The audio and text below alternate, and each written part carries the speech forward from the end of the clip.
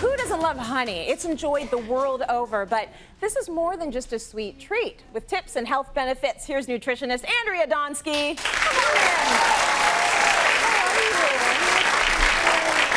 I'm happy we're talking about honey. Now, you had some fun. I did. You actually visited a bee apiary. I did. How was that? It was absolutely incredible. Life-changing, really. To see them work and to see them make the honey, amazing. Okay, well, we want a little bit of that adventure. Let's have a look right now of Andrea in search of the queen bee. I always wanted to look inside a beehive, so we're at Dickie Bee's apiary. Pete, how come I'm wearing a suit and you're not? Well, I am a fourth-generation beekeeper. Saying that, I probably will get stung, but I'm very comfortable working around bees. All right, so what are we going to do today? Today we're going to look in the hive. We're going to hopefully find a queen bee. So drones you're smoking. and What are you workers. doing that for? What I'm doing there, that smoke actually, that's to know we're coming. So we're going to just look that. This is looking like a pretty good honey crop to me. This is where the bees will store their honey. You can tell there's a fairly good honey flow on because there is a lot of white wax. It takes actually 8 pounds of honey to build a pound of wax. So I'll get you to give that a little smoke. Okay. What we do, we actually drive the bees down in there. It allows us to pick the frames up without damaging bees. And just pop it up. This box is actually going to weigh 35 to 40 pounds. So you can see it's quite heavy. So give them a few good hard puffs. Oh yeah, there we go, much. That's good. So you can see this is a honey frame. It's all capped over. That is the honey that we're going to extract and we're going to eat. We're just going to set this off on its edge like this.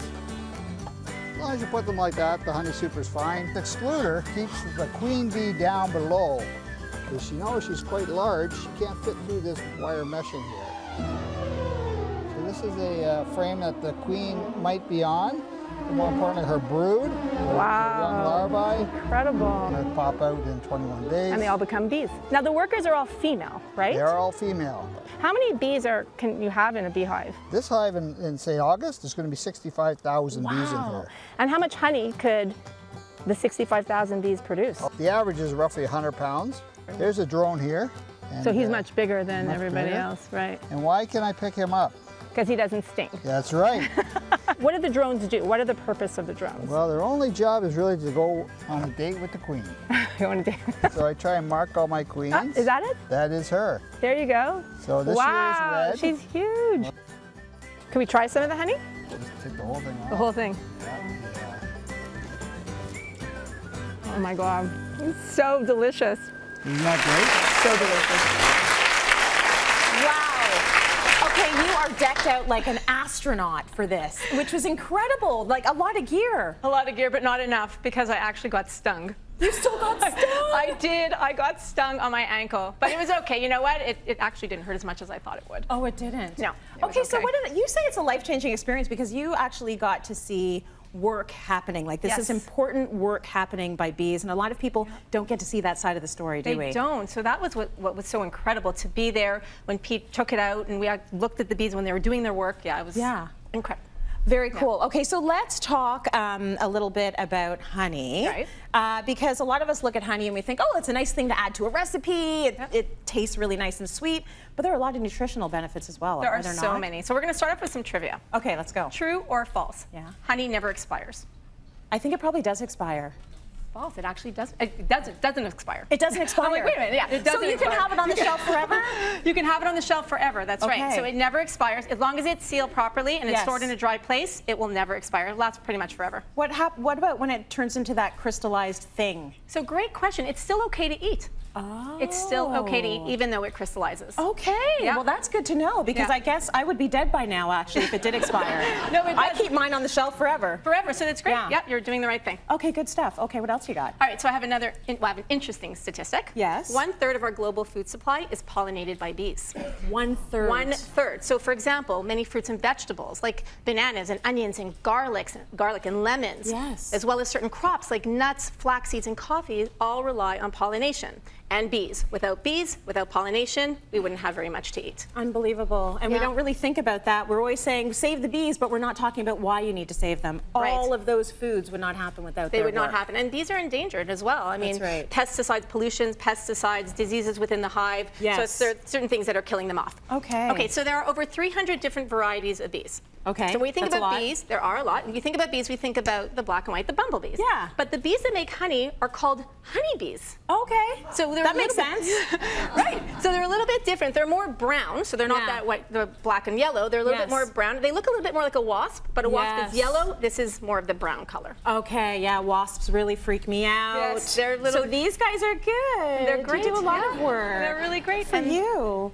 Okay. And they're women, by the way, who do all the work in the hive. What are the guys doing? They're called drones, and the guys are literally there just to pretty much fertile the bee, the queen bee, to basically impregnate the queen bee. Yeah, That's not their a bad job. It's not their job, but that's all they do in the hive.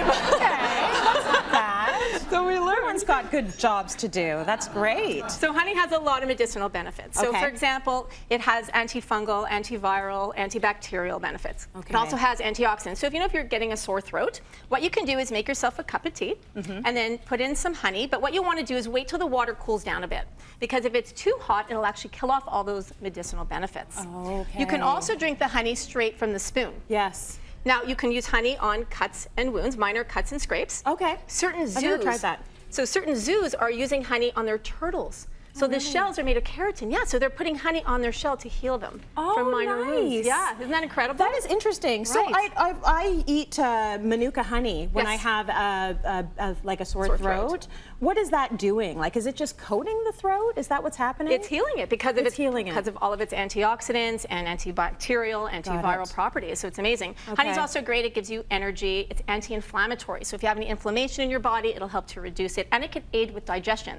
So if you have constipation, a spoonful of honey can help do the trick. Oh, really? Yeah. Okay, I've never heard about it for constipation. All these different varieties here. There are. So you go to the grocery store, it's a little overwhelming, right? You see honey on the shelf. So they're all great. Yes. It really comes down to preference. So are you game to try some? Oh my gosh, absolutely. Okay, so I'm always game to eat. Yay, all right, awesome. So the most popular type of honey is called liquid honey. Okay. So this is the natural state of honey in the hive. Yep. Isn't that Yummy, great? very sweet. Very sweet. There's So a lot of flavor there. what's great about liquid honey is that you can use it in recipes, you can bake with it, you can also put it in your tea like we talked about, and you can eat it from the spoon. Okay. So, and it's filtered, so you can see it has a nice uniform color. Now this is all, I mean, it's all sweet, it's good for you sweet, but it's still sugar. It's still sugar, right? yeah. It still but it's has just sugar in a it. kind of good for you It's a natural sugar. Natural sugar. Yeah. Okay. So this is organic honey. So organic honey refers to the forage area around the hive where the bees collect their nectar. So in order for honey to be called organic, I'll have you try it, it has to have a 3-kilometer radius where they haven't sprayed any chemicals, no pesticides. So that way there's no pesticides on the actual flowers. Right. Tastes very good. I mean, okay. Now, should you go for organic over other when it comes to kinds? honey, I don't think it really matters. Okay. So I think it's also hard to tell if it's organic because, I mean, that the 3-kilometer radius. So I think when it comes to honey, you're safe to have conventional as well. See, that's a good answer, because I think people get a little freaked out over that. Like, does everything need to be organic? No, definitely not on the honey. Not all the At least, time. my opinion, not on the honey. Okay. So this is raw honey. Okay. So raw honey is a live food. It's raw in its crude form. Tastes great, right? It's really good. So raw honey is it's unfiltered and it's never heated above 95 degrees, which is the actual temperature of the honey in the hive. Oh, okay. So hot. it can have, because it's unfiltered, it can have components of the hive, like propolis, it can have bee pollen as well as bee parts. And you bee parts. Bee parts. What do you mean by that? Bee legs, it can have. But it's so great for you and it's so much nutrition. It's amazing. All right. I love how you held off on that little information till the end. I waited till you tried it first. And bee parts. Like, what? Bee parts. I ate a leg. So this is creamed honey. Now, creamed honey doesn't mean that any cream is added to it. It literally has to do with the packing technique of how the honey's been churned and cooled. What's in here? So that no bee parts. Okay, it tastes good. What's great about creamed honey is that it's great, it's spreadable. So you can put it on pancakes, on muffins, on toast, make sandwiches with it with a little bit of nut butter. Oh, yummy. that's good stuff. And this is my favorite type of honey. So this is called comb honey. Oh my gosh, yummy, yummy, yummy. It's right off the honeycomb. This is right off the comb. So this is how it looks when it's produced in the hive. Oh, wow. So it's raw, it's pure. pure, it's unfiltered. Yeah. But what's amazing about it is, just letting you know. Unfiltered. What's amazing about it is that the wax, you actually, when you eat it, you can chew it, because the wax that helps to make the honeycomb has a lot of nutritional benefits as well, and healing properties. Okay. Amazing, right? So this is what the wax look at how looks that like. looks. You're actually looking like that's a piece of the honeycomb. Piece of the wax, right? So the wax, which we're all familiar with, helps to make those beeswax candles. Oh, cool. And you can eat it. And you can eat it. Oh, I love it. It's yummy. It's okay. Okay, very nice. Read the labels you say. Right, so you want to read the label. When it comes to buying honey, buy local, buy from your local beekeeper. That way you know you're getting great quality honey. And look for unpasteurized on the label. Okay. You want to look for, it's either unpasteurized or non-pasteurized, because pasteurization is heated to a high temperature, which gets rid of all those amazing benefits, right? Yes. You want unpasteurized. And one final tip, never give honey to a baby under 12 months. That's right. Whether it's pasteurized or unpasteurized. I remember that. Because it can have botulism spores, and their bodies can't get rid of it. So, but anything over 12 months, you're good to go. Yeah. Good information, Andrea.